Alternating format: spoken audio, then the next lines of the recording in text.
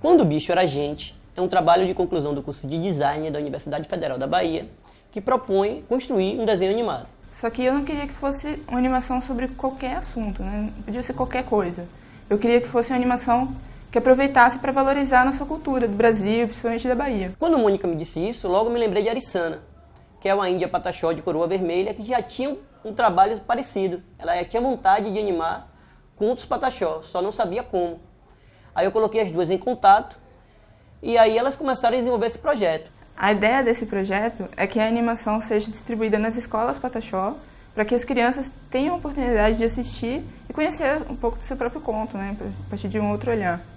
E a gente ficou vários dias pensando, né, qual conto seria, e entrei em contato com minha irmã também, a Nari, que também acompanhou esse trabalho.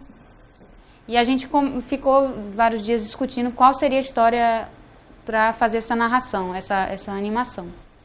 Foi quando a gente pensou na história do Bacurau, que era a única que a gente tinha assim, mais em mente, porque a gente já tinha ouvido alguns mais velhos contar e já tinha o registro dela no livro de Canátio. Nessas reuniões, a gente percebeu que um projeto desse porte não poderia ser feito sem uma consulta prévia à comunidade. Então a gente decidiu viajar até a Coroa Vermelha e realizar oficinas para saber o que o pessoal achava do projeto, apresentar o projeto a eles, coletar material imagético para a realização da animação e, principalmente, ouvir as pessoas contando a história da Mãe da Lua e do Bacurau. Eu acho que todo trabalho científico, ou seja, qual for o fim dele, se vai ser feito com a comunidade, seja indígena ou não, a comunidade tem que ser consultada, ela tem que estar por dentro do que vai ser feito, né? Até para saber se ela vai aceitar, se é o interesse da comunidade e até para a comunidade interferir no bom sentido, né? Propor, foi o que, no caso, a Mônica quis, né? Quis ir até a comunidade, propor, colocar a sua proposta, a sua ideia e, juntamente com a comunidade, colher informações, né, através das oficinas, de como era o Bacurau, registrar histórias. Existiam várias versões diferentes desse mesmo conto. Cada pessoa tinha uma visão, cada pessoa lembrava mais de uma parte do que de outra, e com isso o conto se transformava em várias coisas diferentes. E uma vez, né, na floresta, e estava tendo um casamento que era da Mãe da Lua com o Bacurau. Nessa história, os pássaros, quando conversavam uns com os outros, ele nasceu sem pena e não teve nenhum pássaro que quis emprestar pena para ele. Aí no dia do casamento, a Mãe da Lua estava se vestindo, né, se arrumando para o casamento dela. Aí uma das primas dela pegou e falou, né, olha, quando você for dar o beijo, ou se você for sorrir, você não dá muita, não sorri muito não, porque senão vai espantar o seu noivo, o Bacurau, né, porque ela tinha uma boca muito grande. Aí ela, tá bom.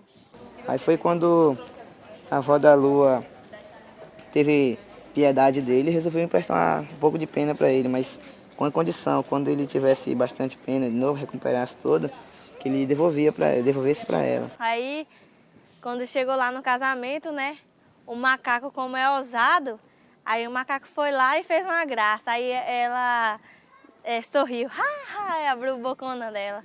Aí o Bacurau fugiu, porque ela tinha uma boca muito grande, né? Teve as penas, pegou servido, ele não devolveu. Aí foi quando a avó da Lua perguntou, João, foi, que era, o apelido dele era João. E o Bacurau, amanhã eu vou. Aí fica um falando assim pro outro. Nesse amanhã eu vou, até hoje ele não devolveu essas penas dela ainda.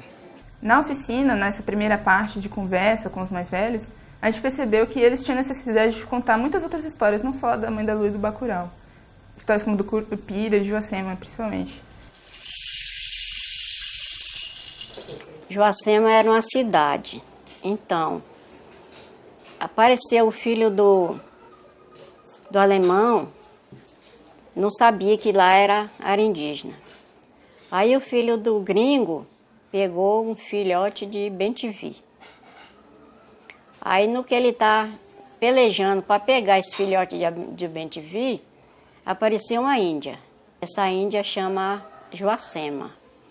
E resultou o branco tomando o filho do bem-te-vi, e o índio se zangou e foi para a aldeia Quando ele chegou na aldeia, ele pegou os outros índios de lá e vieram vingar. Foi lutar para tomar o filhote do Bem-te-vi.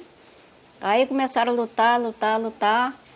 Aí o filho do alemão matou o filhote do Bem-te-vi. E quando chegou cá aonde eles moravam, que era na aldeia, aí ele saiu por debaixo da terra e foi que nem uma bomba. Aí estourou lá dentro da aldeia deles e matou os brancos que tinham lá tudo e os índios encantou. A cidade encantou, criou uma lagoa, que todas as lagoas correm para baixo, né? E essa lagoa corre para cima. E lá quando era dias de São João, quando era assim de Natal, você via soltar foguete, você via cantar, você via galo cantar, e você não via nada, e é encantado esse lugar. Tem muita coisa bonita lá até hoje ainda. Registrar os contos Pataxó em animação, eu acho que ele fica mais acessível às crianças Pataxó hoje. A importância de se registrar é exatamente isso, para que se possa trabalhar, tanto faz na sala de aula, né, e como dessa forma de animação, né, já que temos as crianças que hoje utilizam muito desses meios tecnológicos, né, de estar assistindo televisão e tudo, então através da animação elas vão se interessar pelas histórias, né, que já estão, na verdade, estão se perdendo já essas histórias, né. A ver, porque tem muita coisa, tem hora que eu não, minha cabeça não lembro, aí é onde a gente vai perdendo assim as coisas que a gente sabe. A história de um povo deve ser preservada.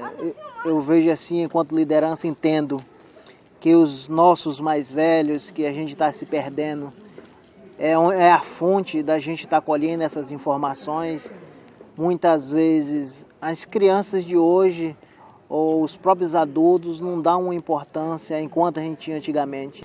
Com televisão e muitas coisas que está tendo, tecnologia avançada do jeito que está aí, nenhum jovem mais quer estar sentando para ouvir uma conversa de um mais velho, não. Para os adultos, talvez uma história escrita, né, já consegue, né, ler, se interessar, mas para as crianças a forma de animação é uma forma excelente para que eles possam se interessar por essas histórias. Se agora que esses conhecimentos estão aí adormecidos, se a gente não procurar registrar, lá na frente a gente não vai ter mais a fonte de informações que são os velhos. A gente começou com um roteiro justamente da história, por ser mais simples, já existia registro no livro, e a partir dele transformamos em um roteiro de audiovisual mesmo. Com o roteiro em mãos, assim, sabendo quais eram os personagens que iam estar na história, que cenário que ia se passar, já foi possível começar a imaginar como eles seriam visualmente, como seria a estética desse conto. Para fazer esses personagens, esses cenários, eu tentei misturar justamente os elementos do povo Pataxó, do que eu pude observar lá em Coroa Vermelha, que eles vestiam, que tipo de pintura eles faziam, e misturei isso com os elementos do próprio pássaro do conto, né, do Bacurau e da Mãe da Lua. O trabalho ficou com bastante textura, né, nas cores, na pele, seja no rosto, nas árvores. Eu gostei bastante disso, porque dá um diferencial ao trabalho dela, né? Eu acredito que isso é um ponto relevante nessa animação dela. E isso aproxima mais do cotidiano das crianças, né, que as crianças mexem muito com lápis de cor. Então, e esse efeito que o trabalho dela tem é um efeito de lápis de cor, né, que está mais próximo à realidade. Acho que mostra para as crianças que é possível fazer uma animação, né? E aí decidimos que seria um narrador contando, que foi legal porque deu a cara mesmo de uma contação de história, que é o que acontece entre eles. Normalmente é um mais velho contando para os mais novos. Agora podemos ir para o jantar e logo mais dançaremos um forró. Jefferson Beltrão topou participar e gravou pra gente a narração.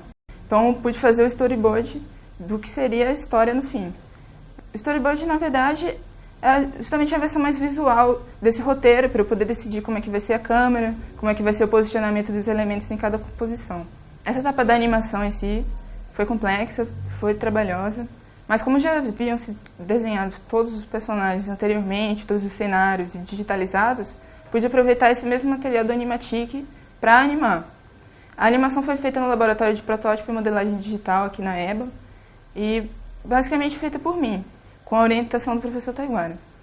Espero que vocês gostem, que todas as crianças pataxó, indígenas e não indígenas que estiverem assistindo, forem assistir essa animação agora, gostem muito e aproveitem bastante e conheçam um pouco mais sobre os histórias pataxó, que é a história da Mãe da Lua e do Bacurau.